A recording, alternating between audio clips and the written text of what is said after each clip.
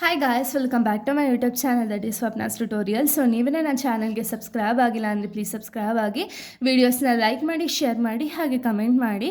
So ಇವತ್ತು ಮಾಡ್ತಿರೋ subject ಯಾವುದು ಅಂದರೆ fourth sem BCom costing methods ಅನ್ನೋ ಒಂದು ಸಬ್ಜೆಕ್ಟ್ನ ಎಕ್ಸ್ಪ್ಲೈನ್ ಮಾಡ್ತಿದ್ದೀನಿ.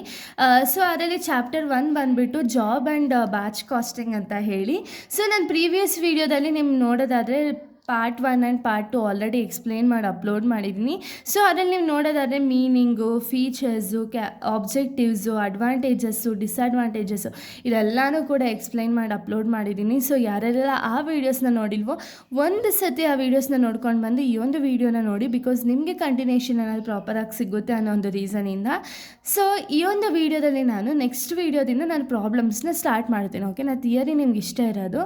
ಸೊ ಪ್ರಾಬ್ಲಮ್ಸ್ನ ಸ್ಟಾರ್ಟ್ ಮಾಡ್ತೀನಿ. ಸೊ ಪ್ರಾಬ್ಲಮ್ನ ಸ್ಟಾರ್ಟ್ ಮಾಡೋದಕ್ಕಿಂತ ಮುಂಚೆ ನೀವು ಇದನ್ನು ತಿಳ್ಕೊಬೇಕು. ಓಕೆ, ನಾನು steps in preparation of job cost sheet ಅಂತ ಹೇಳಿ ಏನೇನೆಲ್ಲ ಸ್ಟೆಪ್ಸ್ ಇದೆ ಒಂದು ಜಾಬ್ ಕಾಸ್ಟ್ ಶೀಟ್ನ ಪ್ರಿಪೇರ್ ಮಾಡಬೇಕಾದ್ರೆ ಏನೇನೆಲ್ಲ ಸ್ಟೆಪ್ಸ್ ಇದೆ ಅನ್ನೋದನ್ನ ನಾವು ಫಸ್ಟು ತಿಳ್ಕೊಂಡ್ರೆ ಅದಾದಮೇಲೆ ನಮಗೆ ಒಂದು ಕಾಸ್ಟ್ ಶೀಟ್ ಅನ್ನೋದನ್ನ ಪ್ರಿಪೇರ್ ಮಾಡೋದಕ್ಕೆ ಈಸಿ ಆಗುತ್ತೆ. ಓಕೆನಾ?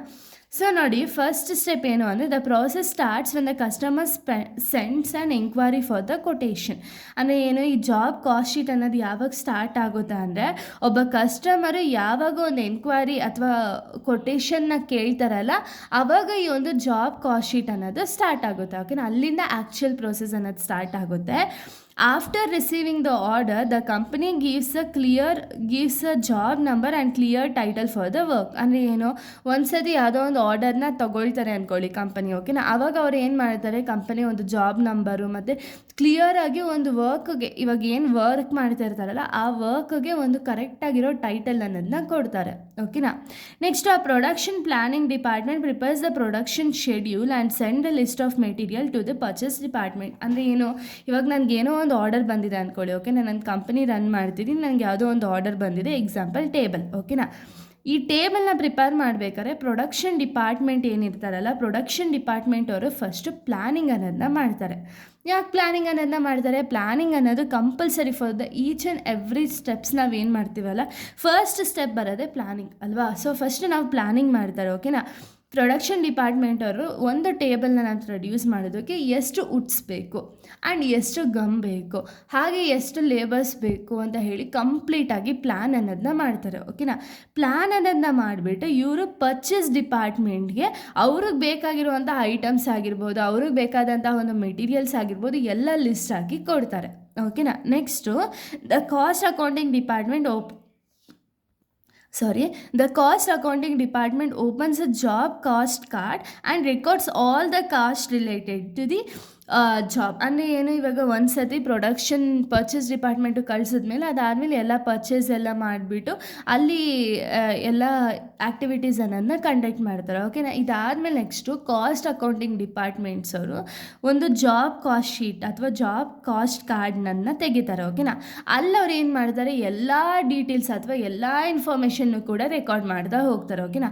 ಅಂದರೆ ಒಂದು ಸ್ಪೆಸಿಫಿಕ್ ಟೇಬಲ್ನ ಪ್ರೊಡ್ಯೂಸ್ ಮಾಡೋದಕ್ಕೆ ಎಷ್ಟು ಕಾಸ್ಟ್ ಇನ್ಕರ್ಡ್ ಆಯಿತು, ಎಷ್ಟು ಲೇಬರ್ಸ್ ವರ್ಕ್ ಮಾಡಿದ್ದಾರೆ, ಎಷ್ಟು ಥಿಂಗ್ಸ್ ಅನ್ನೋದೆಲ್ಲ ಅವ್ರು ಪರ್ಚೇಸ್ ಮಾಡಿದ್ದಾರೆ, ಪ್ರತಿಯೊಂದು ಐಟಮ್ಸು ಕೂಡ ಅವ್ರು ರೆಕಾರ್ಡ್ ಅನ್ನೋದನ್ನ ಮಾಡ್ತಾರೆ. ಸೊ ಇದಾದಮೇಲೆ after completing the job the total cost is calculated and compared with the estimated cost to find the profit or loss. ಅಂದರೆ ಏನು, ಒಂದು ಸತಿ ಒಂದು ಜಾಬ್ ಅನ್ನೋದು ಕಂಪ್ಲೀಟ್ ಆದಮೇಲೆ ಸೊ ಇವ್ರೇನು ಮಾಡ್ತಾರೆ ಅಂದರೆ ಕಾಸ್ಟನ್ನು ಎಸ್ಟಿಮೇಟ್ ಮಾಡ್ತಾರೆ. ಓಕೆನಾ? ಸೊ ಎಷ್ಟು ಕಾಸ್ಟ್, ಟೋಟಲ್ ಕಾಸ್ಟ್ ಎಷ್ಟು ಖರ್ಚಾಗಿದೆ, ಈ ಕಾಸ್ಟ್ ಮೇಲೆ ಇಷ್ಟು % ಪ್ರಾಫಿಟ್ ಅಂತ ಹೇಳಿಬಿಟ್ಟು ಅವರು ಸೆಲ್ಲಿಂಗ್ ಪ್ರೈಸ್ ಆಗಿ ಕನ್ವರ್ಟ್ ಮಾಡಬೇಕಲ್ಲ. ಸೊ ಅದಕ್ಕೆ ಅವ್ರು ಯೋಚನೆ ಮಾಡ್ತಾರೆ ಎಷ್ಟು ಕಾಸ್ಟ್ ಆಗಿದೆ, ಎಸ್ಟಿಮೇಷನ್ ಕಾಸ್ಟ್ ಎಷ್ಟಾಗಿದೆ, ಸೊ ಈ ಕಾಸ್ಟಲ್ಲಿ ನಾವು ಸೆಲ್ಲಿಂಗ್ ಪ್ರೈಸಲ್ಲಿ ಎಷ್ಟು ನಮಗೆ ಪ್ರಾಫಿಟ್ ಆರ್ ಲಾಸ್ ಅನ್ನೋದಾಗುತ್ತೆ ಅಂತ ಹೇಳಿ ಕಂಪ್ಲೀಟಾಗಿ ತಿಳ್ಕೊಳ್ತಾರೆ. ಓಕೆನಾ? ಇಷ್ಟು ಕೂಡ ಒಂದು preparation of job cost sheet ಆಗಿದೆ. ಸೊ ಇದನ್ನೆಲ್ಲ ನೋಡಿದ ಮೇಲೆ ಈ ರೀತಿ ಅವರು ಪ್ರಿಪ್ರೇಷನ್ ಅನ್ನೋದನ್ನ ಮಾಡ್ತಾರೆ. ಓಕೆನಾ? ಸೊ ಇಲ್ಲಿ ನಿಮಗೆ ಜಾಬ್ ಕಾಸ್ಟ್ ಶೀಟಲ್ಲಿ ನಿಮಗೆ ತುಂಬ ಈಸಿ ಸಮ್ಸ್ಗಳಿರೋದು. ಓಕೆನಾ? ಸೊ ನಿಮಗೆ 12 ಮಾರ್ಕ್ಸ್ಗಾರು ಕೇಳಿ ಅಥವಾ 6 ಮಾರ್ಕ್ಸ್ಗಾರು ಕೇಳಿ ಎಲ್ಲ ಸಿಮಿಲರ್ ಸಮ್ಸ್ಗಳೇ ಬರುತ್ತೆ. ಆದರೆ ಏನು ಅಂದರೆ ಸ್ವಲ್ಪ ಉದ್ದ ಇರುತ್ತೆ ಅಷ್ಟೇ. ಇಲ್ಲಿ ನಿಮಗೆ ಎಸ್ಟಿಮೇಟೆಡ್ ಕಾಸ್ಟ್ ಶೀಟ್ ಅನ್ನೋದು ಸಿಗುತ್ತೆ, ಓಕೆನಾ. ಎಸ್ಟಿಮೇಟೆಡ್ ಕಾಸ್ಟ್ ಶೀಟ್ ಅನ್ನೋದನ್ನ ಪ್ರಿಪೇರ್ ಮಾಡಬೇಕು, ಜಾಬ್ ಕಾಸ್ಟ್ ಶೀಟ್ ಅನ್ನೋದನ್ನ ಪ್ರಿಪೇರ್ ಮಾಡ್ತೀರಾ.